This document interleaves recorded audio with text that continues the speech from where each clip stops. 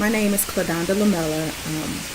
After watching Chimamanda's TED Talk on the danger of a single story, it really had me thinking on the circumstances and instances where I have experienced the effect of a single story, or what has been the majority repetitive story. As a child, I read a lot. I enjoyed reading because it gave me an opportunity to visit many places while sitting in my bedroom. Many times I was teased for reading books that weren't required for school, but little did I know at the time I was filing those stories away that would be personified and used for individuals I would meet in the future. The best part about reading many books was that it allowed me an opportunity to not only create one particular person who looked and act a certain way, but know that the characters were limitless. One personal example how a single story can be dangerous or limiting is when I tell people that I am from Mississippi. It has happened several times since I have moved to California. I once had a patient that stated once I told him I was from Mississippi that I didn't have the accent, nor was I dark enough. At that time, I experienced a mixture of feelings. For one, it was comical that someone would think that all of any culture or from any place had to be one particular way. It was sad that his ignorance had not stirred him to look further into what he thought he already knew. And I also felt concerned for if he did not educate himself or was not educated on the various characteristics, attributes, complexities, etc. of Mississippians, he would teach his children the same thing.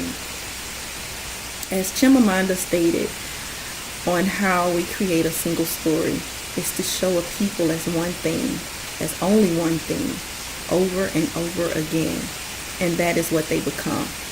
I understand the stereotypes of Mississippi and Mississippians are what they are.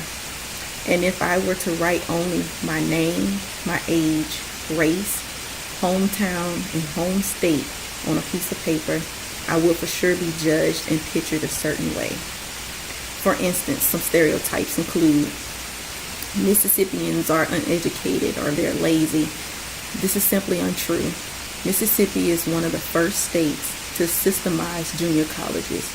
And for instance, my parents, who were both born and raised in Mississippi, both hold 2 master's degrees. Another one, Mississippians all live on a farm. This is also untrue. Although farming is a huge part of Mississippi's economy, we have paved roads, towns, suburban areas, cities with malls, stores, etc. And Mississippians all live in poverty. There are definitely certain areas that are less fortunate in Mississippi, as in any other area, but 85% of workers are employed to middle or high class skilled jobs.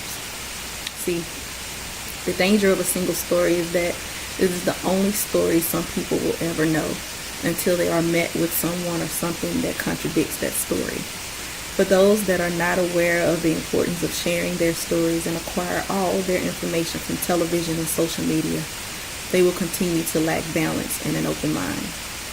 Although the results of encountering someone with a single perspective can be challenging, I've learned to not be the victim, but to find empowerment in experiencing those biases and discriminations from preconceived ideas and use it as fuel to prove every negative stereotype wrong. What I've concluded is, how do we change the single story? We have to continue to tell our stories and hopefully change the perspectives of those we come in contact with and ultimately change the world. Thank you.